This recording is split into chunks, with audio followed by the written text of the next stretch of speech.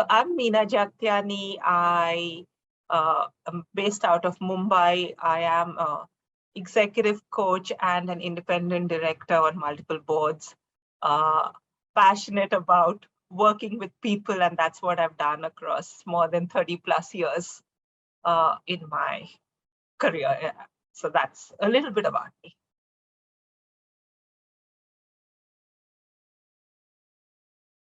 I have been coaching over the last 5 years, external coaching, and I was a certified coach. But that program wasn't ICF accredited. And a lot of clients today are asking for an ICF certification. And that's what actually just motivated me to get an ICF certification. And that's the reason why I decided to go with an accredited program.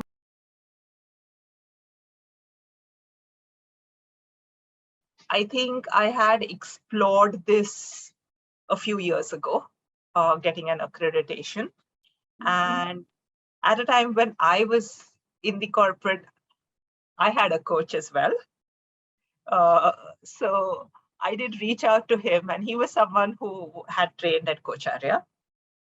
And he had recommended Coacharya, and I started attending the webinars from time to time that Coacharya has, and I found many of them interesting. And in those days, everything was face-to-face, and the Coacharya programs were fairly expensive. So I wasn't sure if that's what I want to do. And I now felt, there was this opportunity which was there because one, doing things virtual, you could actually do it over a more spaced out time. Because it was once a week, you could do it virtually. And the pricing was obviously different from doing it face-to-face. And one also had a lot more time now with, you not traveling and things. So I said, okay, let me just take this opportunity and let me get it done with. And but Coacharya as an organization, I think, as I said, I was attending the webinar, so I was familiar with some of the things that Coacharya used to do. I did at this point also speak to explore with a couple of other training or coaching certification organizations. And I just felt that I think the comfort factor was probably there was one. I think the second thing that worked for me personally was that many of them would say, we'll do it over a 3-day program, 4 days, so full day programs. Finish those 60 hours over a continuous period. And I think that was something that didn't resonate with me in a remote. And that's why I felt doing this once a week actually worked. I think the other thing which actually works in Coacharya's favor is the webinars and the material that you all have. And that's available to anyone. And the resources which are available, it's not that only because I'm a student or I'm an alumni. It's available whether I join or I don't join. And there was one more thing that actually happened just before I joined. And that probably made me even more sure about taking the Coacharya program. So I was on one of the webinars, which Ram was actually doing. And I'm one of those quiet ones. So I very rarely put even on the chat box that I'm attending. But on this one, I had a view and I actually typed it out. And, he made a few comments and whatever. And fine, that webinar ended. He didn't know who I was or whatever. But he actually found me on LinkedIn by my name or however he found, and he actually reached out. And he said, I may have been a little blunt or sharp or something. It was a very nicely written mail, but this is what I meant. And if you want to talk, or why don't you participate in one of our webinars so we can take this topic further? So I wrote back, and because it was obviously with a client and things, I said, no, I don't want to. So he said, no, we'll keep it calm. So to me, I think it showed that for someone to pick up from a chat, or to say that, listen, do you want to discuss it more? Do you want a perspective? Happy to connect. So I think that showed that there is an intent. And if I even, join them and I become an alumni, part of that family, I can always reach out to a larger set of people whenever one needs support. So that was the other thing that actually finally made me also think of signing up.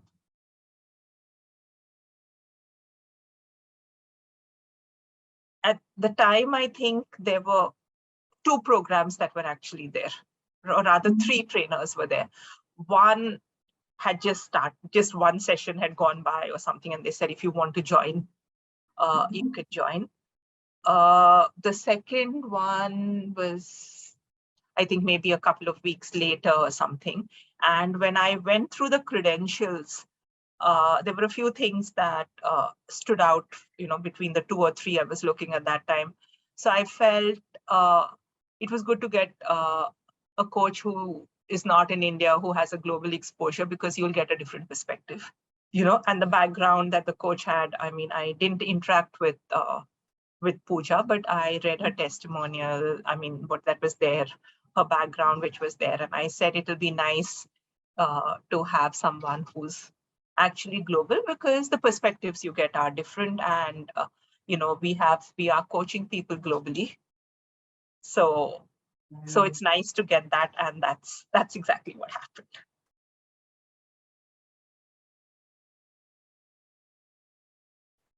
I think for me, like we say in coaching, we say there needs to be chemistry, and we do that chemistry call. So while I didn't do a chemistry call with Pooja, I think, like we say, the universe just brought it together. So I think in some ways, her style was very similar to mine, or that style worked for me, or what I was looking out for. So maybe it was not conscious, I didn't know about her, but I think, so a couple of elements of that worked for me. I think that, she went strictly, like by the structure, falling for the curriculum that we were supposed to do. So it was easy, because if I had to prep before, if I had to read something, I knew, okay, this is what is likely to happen in the next session. So there were no surprises. It was easier. So that was one part of it. It was structured. And there was a lot of clarity around, the elements, the markers. There were opportunities to share experiences. And I think the other thing was probably, even, if you share some of your coaching experiences or examples from, the practice that you were doing or the sessions, I think she patiently actually responded to them or let you share your thoughts. And I think I may have probably had the most controversial thoughts in the cohort. I think it gave me, the safe space to share what I actually felt.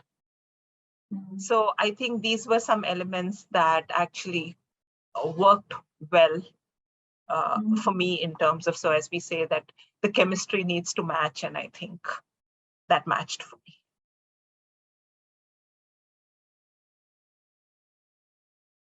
So I think, one, it's got me to explore a lot more.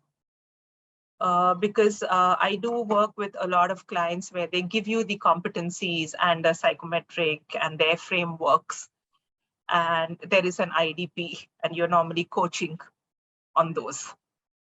And earlier, I would try and stay within the client competencies and work with the client on that. This time when I started this, I said, okay, let me try not staying with that, and let me just go with what the client says. Some may be the defined competencies, some could be whatever is on their mind. And let's pick that as an area.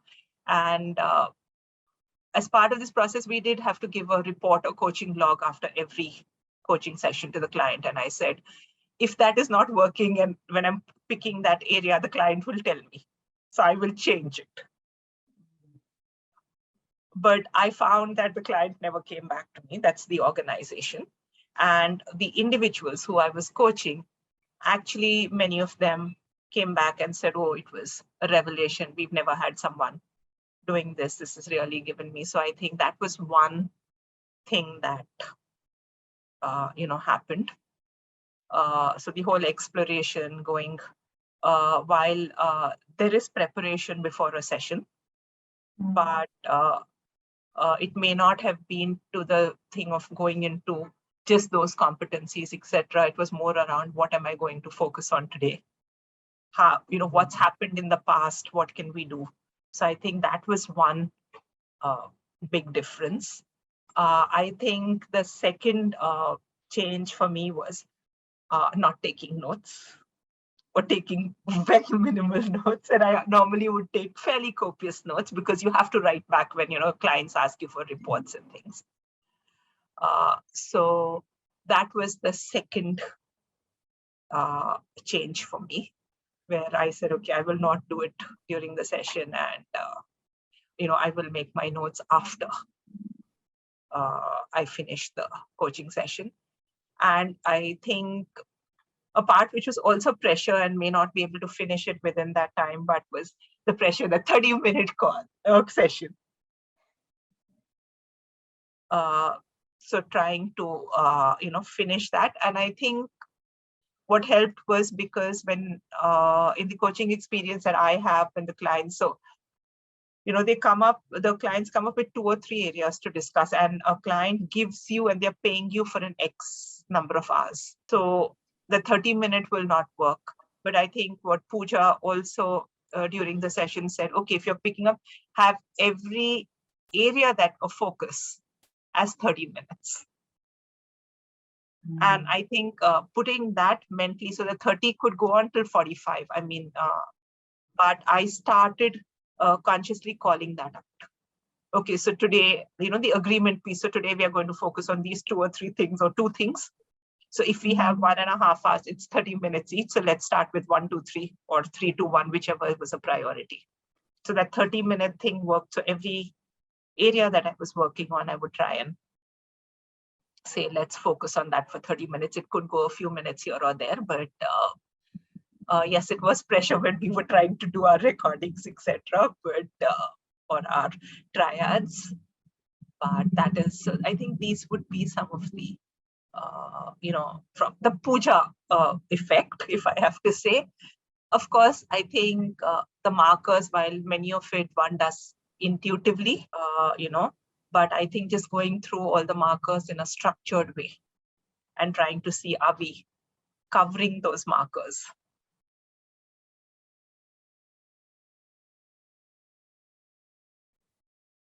So I think one, I would say, is don't expect to be spoon-fed. So there will be things which are there, but go help yourself.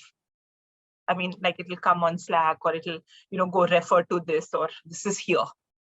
But is it going to be given out to me as a handout or as something? No. So if, people want that, that I shouldn't be, but it should come into my mailbox. Because if that's a person, then I don't know if Pooja is the right person for that. I mean, I don't know that. But yeah, and I think each one has styles, so I think, so that's one. I think, so the second one is if, extremely structured and very to the point. So yes, there is space for you to talk, to share views, to get views from, the cohort, to discuss the topic. But will it go on endlessly? Will it, no, within a certain framework, let's close it, let's discuss it, let's move on.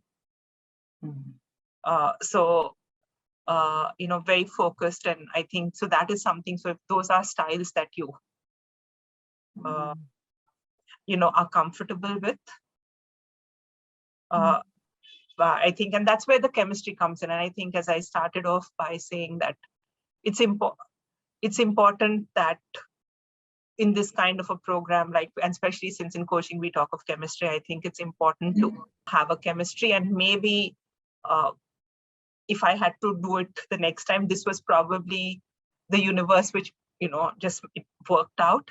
But maybe the next time, if I had to choose, or if I had to, I would probably do a chemistry call with the mentor coach.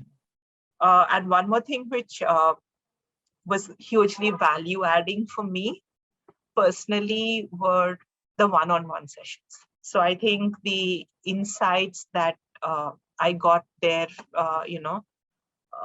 based on the kind of work I do, the kind of person I was, and specifically, if I remember from our conversation, you brought in, and that was a good way of thinking about the work that I do and my own style. And you brought that up, you put it very well, which was consultative coaching.